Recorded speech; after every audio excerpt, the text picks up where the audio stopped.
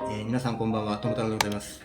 私は日本で10年間社畜として働きまして、江戸川の河川敷のように痛めつけられまして、日本脱出を決意いたしました。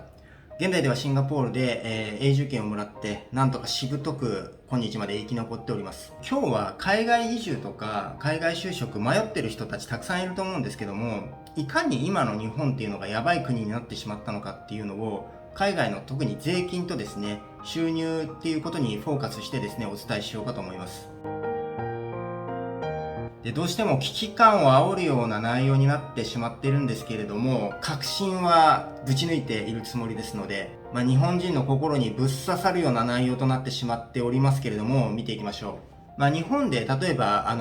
労働してですね、で、お給料もらうんですけども、消費税とか住民税とか、いろいろ年金とかね、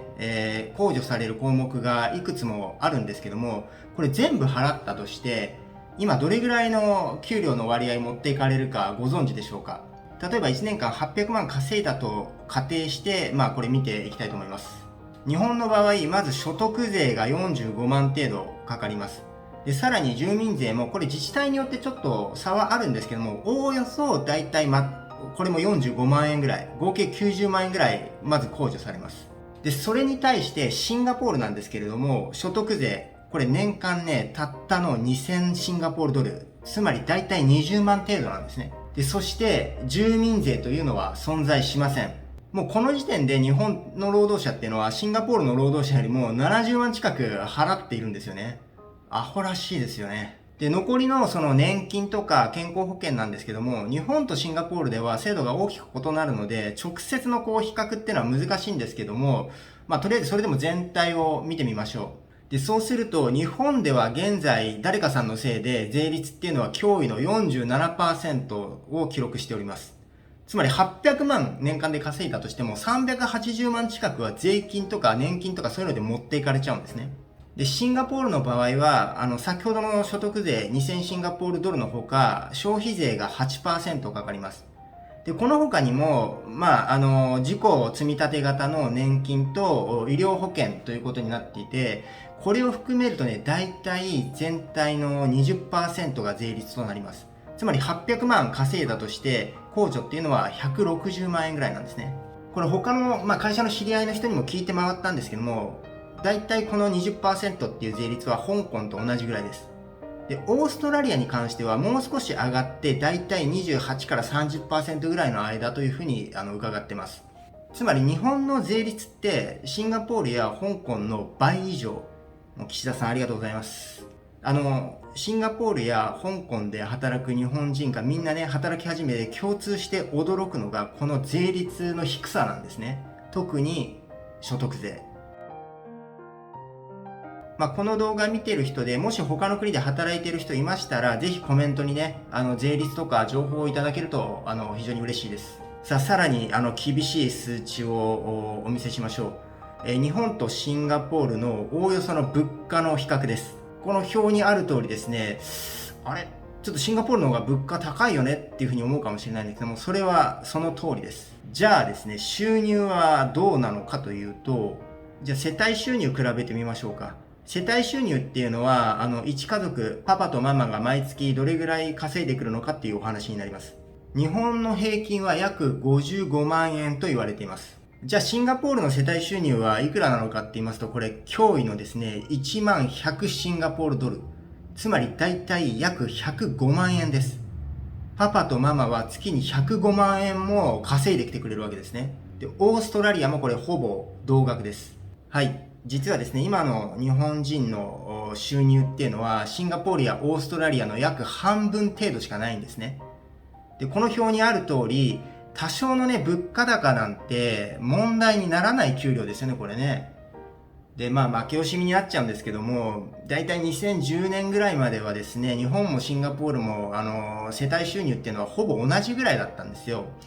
特にこの10年で、絶望的に差が開いたという感じですね。で、これにはね、はっきりとした、もう明確な、そして絶望的な理由があるんですけども、それに関しては別の動画で詳しく、解説したいと思います。で、労働環境もね、シンガポールっていうのは有給は基本的に、全部消化するし、病欠もあります。で、女の人は妊娠したら、出産休暇っていうのも取れますから、この福利厚生の面で見てもですね、大きな、差があるとお考えください。つまり、日本人の労働者って、シンガポールとかオーストラリアの半分の給料しかもらってないし、それで税率は、シンガポールとか香港の倍以上。で、有給も育児休暇っていうのもろくに取れないし、病欠に関しては、整備されてない、法人もあると思います。で、こんな状況の中で、サビ残やパワハラにまみれてですね、そういった職場で毎日働いているっていうことになります。これどこのカルト団体だって話ですよね。修行？